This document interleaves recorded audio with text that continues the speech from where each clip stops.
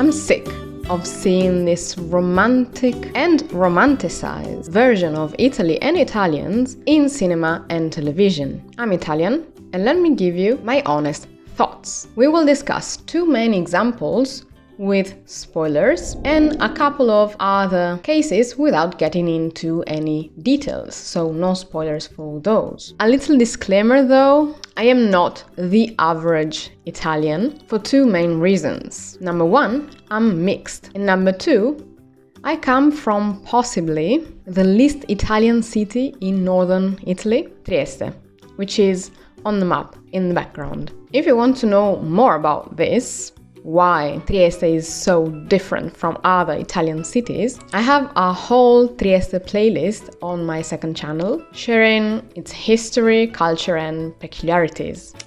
Moving on to the portrayal of Italians and their traditions, but in an American setting. Let's talk about Nonnas. This was released this year in 2025 on Netflix, and if you missed it, skip to the second half of the video so that you will not get any spoilers. And now I have to give you another disclaimer that is specific to this movie, and that's that I didn't grow up with a grandmother. My Italian grandmother passed away when my mother was still a child, and I've never met my Ethiopian grandmother. This simply means that I lack the shared experience of many Italians who were lucky to have their nonna sharing her wisdom and cooking with them or for them. My mother worked full-time while raising 4 kids, and she did her absolute best, but she didn't really have time to make lasagna from scratch or all the other delicacies that you see in the movie Nonnas. Or certainly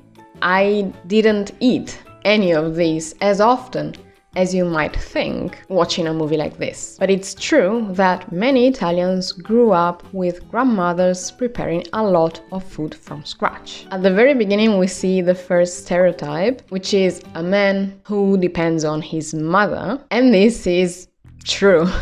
It's more common in Italy than in other countries, meaning that the premise of the movie, at least, is pretty accurate. Susan Sarandon as a Sophia Loren grandma is quite funny, even though I felt uncomfortable for her with that neckline. And I'm honestly wearing this dress just because the heat wave hit Finland as well.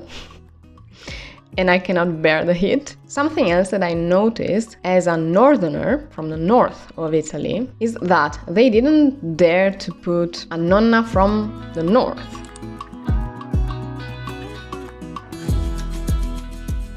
To contrast with the southerners, and I thought that they played it safe with a nonna from central Italy instead. I guess they did it because a northerner would have been more niche, since the recipes from the north are not well known abroad, or not as much as, I don't know, cannoli or anything from the south. And to be fair, the majority of nonnas emigrating from Italy in that specific period that is referred in the movie moved indeed from southern regions of Italy to the US. As you see in the movie, they chose to have a religious nonna, and that's super accurate. It's perfectly fitting and realistic. I don't remember if in this movie it's shown, but there is also a lot of superstition, especially among grandmas or old ladies in general. So I took these notes as I was watching the movie, but it's been a few weeks now, so I don't remember.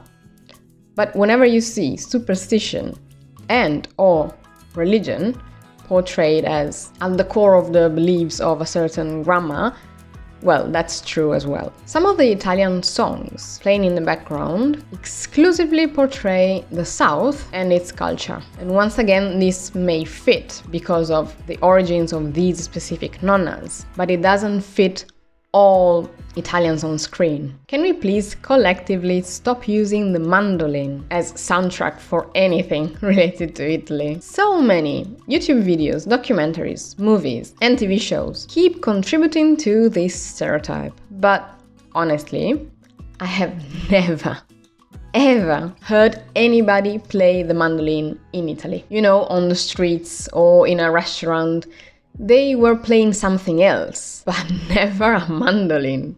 So I guess this would suit a different period. It's something that you only see on TV or when someone else is portraying our country. And the Italian version of these boots are made for walking, that was pathetic.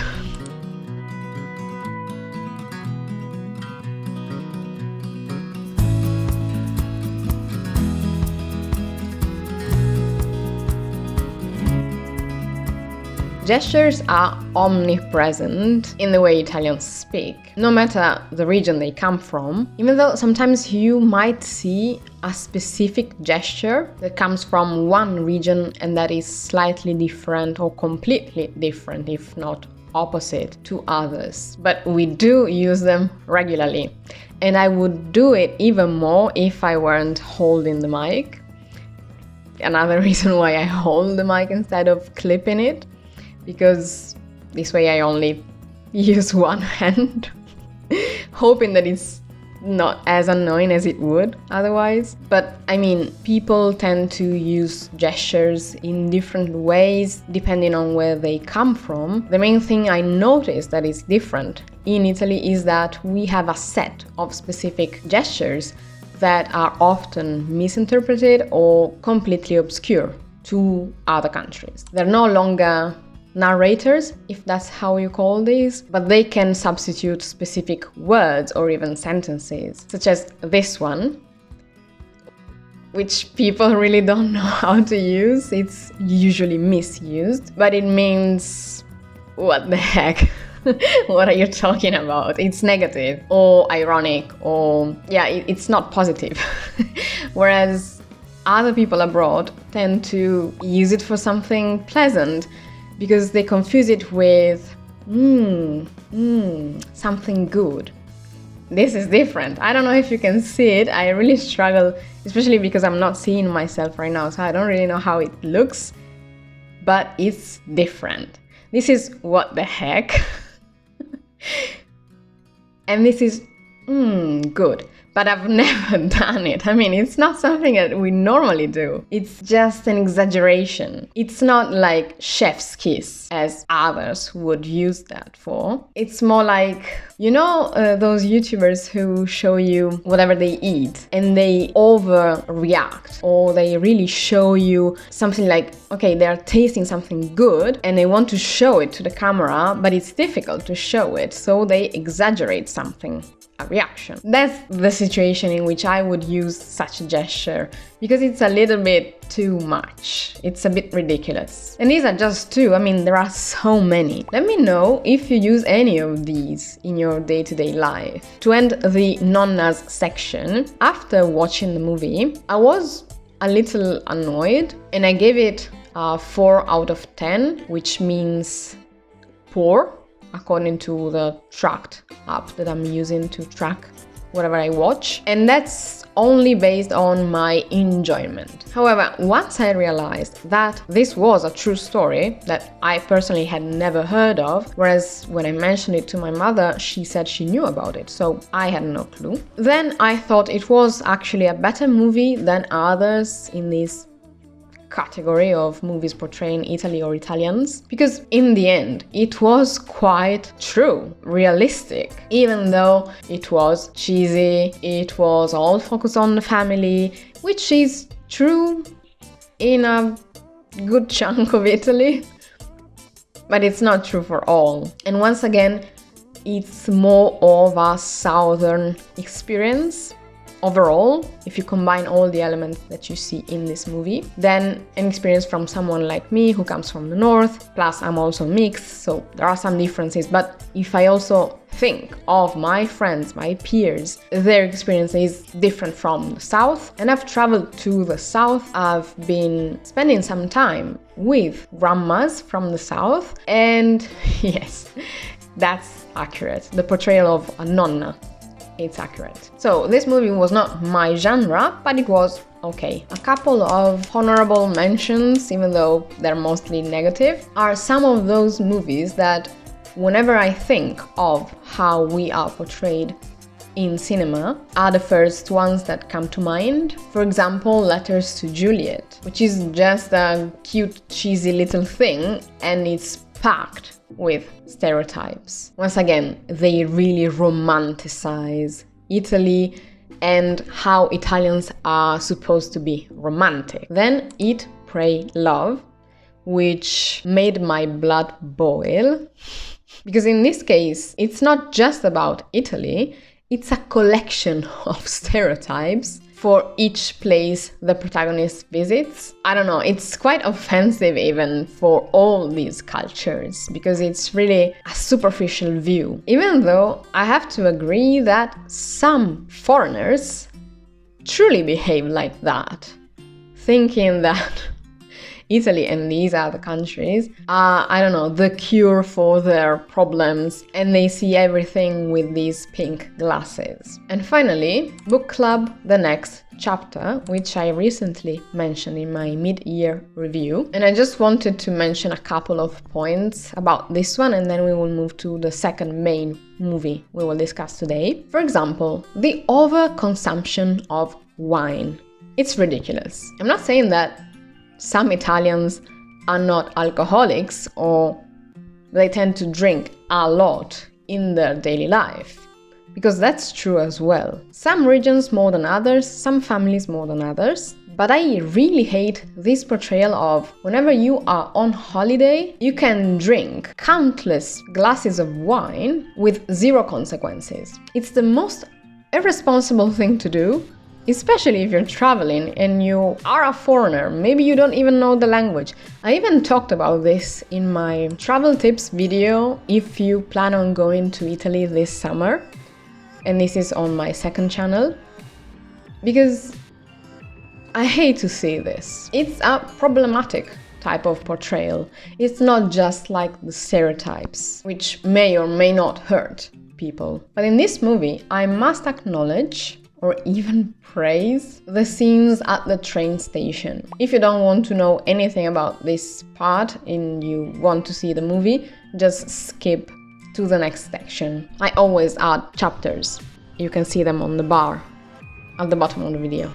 Basically, there is this scene in which the protagonists, who are all old women, and they are quite wealthy as well, they have to travel from one city to another by train, and they have a lot of luggage, and some guys approach them and they believe that these guys are about to take this luggage on the train and to help them, but these are simple thieves. And you might actually have this problem at train stations in Italy, where you simply have scammers who pretend to work for the train company and run with your luggage instead. But you must be careful in all train stations in Italy. And if you don't keep an eye on your luggage at all times, on the train too, not only in transit, chances are someone will take advantage of you.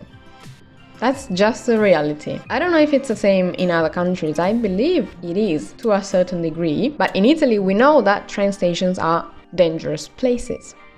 And tourists are easy targets. So I have to praise this movie for being realistic, even though it's sad. It's a negative aspect of Italy. Now, let's look at the portrayal of Italians and Americans or American tourists in Italy. This is a movie I just watched recently for the first time. It's called La Dolce Villa, and it was also released on Netflix in 2025. La Dolce Villa is set in the south of Tuscany, which is central Italy, and it shows a realistic town. I mean, the kind that really has a handful of inhabitants.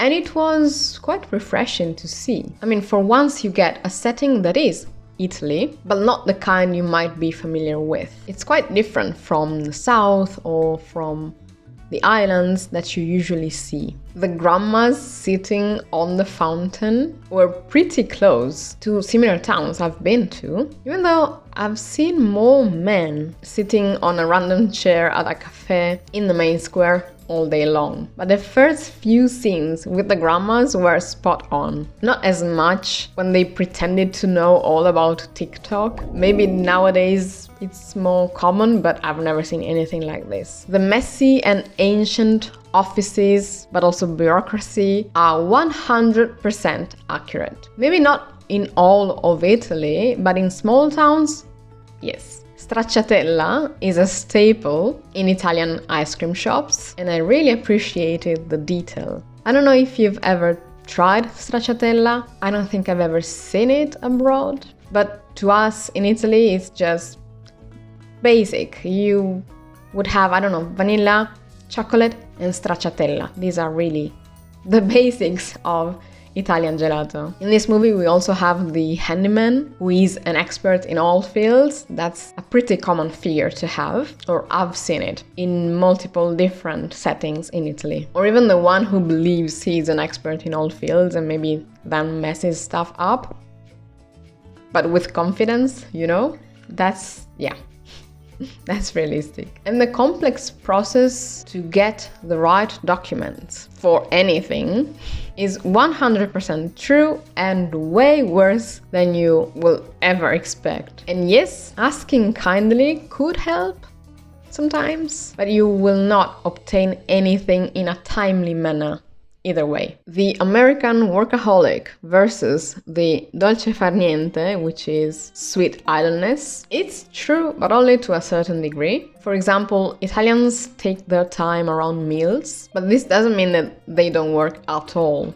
I'd say this applies more to certain jobs, but I also think that it's a personality trait more than anything. And this movie made me think of a couple of things. These are more considerations that are not necessarily related to the portrayal in this movie. But for example, Italian wages are considerably lower than American ones, because in this movie we're talking about two Americans moving to Italy. And this applies to most European countries too, not only Italy. But Italy is one of the worst in terms of wages. And this means that Italians cannot afford most of the luxuries that tourists will experience while in the country. They will not eat out every day unless they have some deal and their lunch is partly paid by the company, for example. Italians will go out on special occasions, but eating at home is the way to go. And some families may have a glass of wine, I don't know,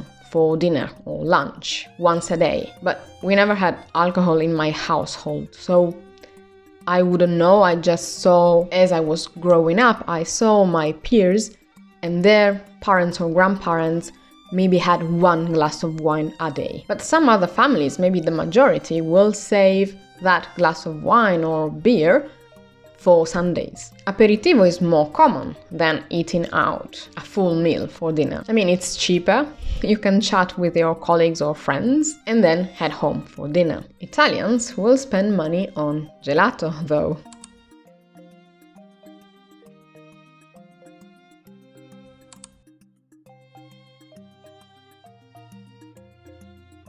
It's getting really expensive. I still remember when it was 80 cents per scoop, not even 10 years ago, and now it's 2 euros or something. So it's a luxury, and you will see people buy ice cream from the supermarket, but you will also see entire families in summer strolling in the city center, in the evenings, eating artisanal gelato. It's just another way to cope with the heat. It's a treat that you can have with your friends, so it doesn't really matter your age. It's something that can be the substitute to let's go for coffee. Yet it's a luxury. And now let's discuss some negative aspects that I've seen, because the other ones were quite positive. And the first one is negative but true. Grumpy old men who hold their positions at the highest levels of anything. Could be politics, academia, any job really. The country is not developing as it should, and this is one of the reasons why. Italy is an old country, and all the old people are in power. The same goes for young Italians who are leaving the countryside and moving to the cities, but also those who leave the country itself, because there is no future in the Italian job market. This is, once again, 100% true, and it's portrayed a little bit in here. You can see some glimpses of this. And it's a tragedy, and I could give you hundreds of examples of highly educated Italians who are completely unable to get a job or who are forced to keep working for the lowest possible wage. We don't even have minimum wage in Italy, by the way. I remember one of my first jobs, I was paid 5 euros per hour, and that was it. So unfortunately, this movie in a way portrays this correctly. A silly negative, because otherwise it gets too heavy. The Italian or Italian sounding songs scattered in the second half of the movie, because I was already thinking, wow, they did a great job at avoiding the stereotypical music, but then they messed up. And the last drop was the remake of Nel blu dipinto di blu at the very end. Terrible. I get that Italy is known for its food, but does every single movie set in Italy need to have a romance with a chef, a waiter, a sommelier, and so on? Can't we get something different? Not all Italians work in that industry, and not all movies set in Italy must have a red-blooded main character, even though this is slightly more realistic than main love interests working in restaurants and cafes. And personally, I hate the trope in which you end up cooking together or enjoying a meal and magically your life is sorted. What's that? This is when we would say, now this gesture is appropriate. Meaning, what the hell is wrong with you? This applies to the other movies I mentioned earlier, but these are all cheesy as hell. This is probably the main feature in all movies set in Italy or about Italians. Why do the characters always have to be dumb, all rainbows and sunshine?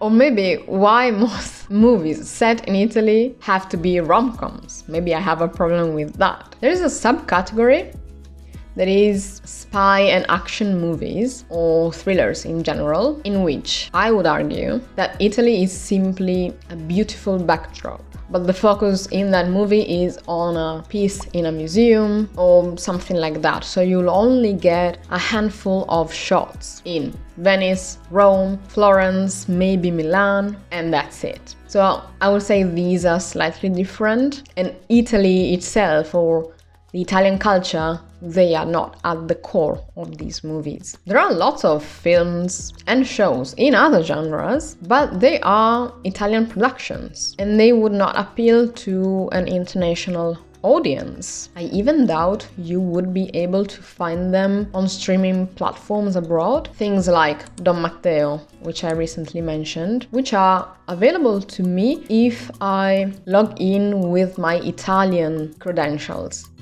For example, I subscribed to Prime Video when I was in Italy, and even now I still see some of the Italian stuff that you would get in Italy, plus some Nordic things that you wouldn't see in Italy. I don't really know how it works because this didn't work for any other platforms or Netflix and others. And if I try to sign up for a platform with my Italian credentials here, and it's not Prime Video, it doesn't work.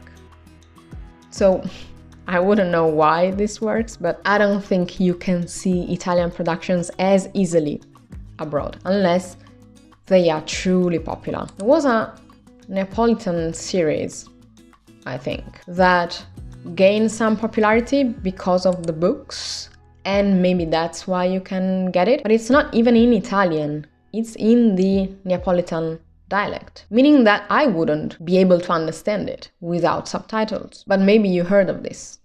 I've never watched it. But I thought I would recommend you some actors and films that are easily available abroad, possibly even dubbed, but more likely subbed. And these are quintessentially Italian. See, for example, Alberto Sordi. There are so many movies that he made and that are iconic for us Italians. Mazzi sul serio. Chiama Raganio. Maccherone, mi hai provocato e io ti distruggo adesso. Io me ne magno. The same goes for Gianni Morandi, and in another video I've talked about Roberto Benigni. These are icons in Italy. Some of these movies are well known both in Italy and abroad, and they belong to a specific type of cinematography that I believe doesn't exist anymore in Italy, and they tend to be either in black and white, see for instance all the Totò movies, or they might be, I don't know, filmed and or set in the 60s and 70s or even 80s, and I think that's almost the last stretch of good cinema produced in Italy. I haven't been able to enjoy anything produced in the past, I don't know, 20 years. And maybe it's just my personal taste, and contemporary Italian cinema doesn't look appealing to me. It's not familiar to me. So I'm not familiar with it because I haven't watched it. I don't like it. I avoid watching Italian movies. So I cannot tell you about that, contemporary things. I have no idea. But if you want to see the Italian culture up until the 90s maybe, I will list some movies here that I recommend if you really want to learn about this type of culture. When you think of Italians and Italy portrayed in cinema, do you think of rom-coms as well? Is that the main thing that comes to mind? And what do you think about the spy movies, for example? A few years ago I used to watch some mystery that is set in Italy. So if you want me to focus more on a different genre or to find out about productions that are actually good, made in Italy, or made by international productions but set in Italy, let me know. And I'm sorry if I sound harsh or too judgmental or something, but I bet that French people feel the same whenever they see Paris portrayed, and only Paris portrayed, representing the entirety of France, you know? And now that you watched this, check out the video on the screen. Don't forget to hit the notification bell so you won't miss my upcoming videos. Thank you so much for watching, and I will see you in the next one.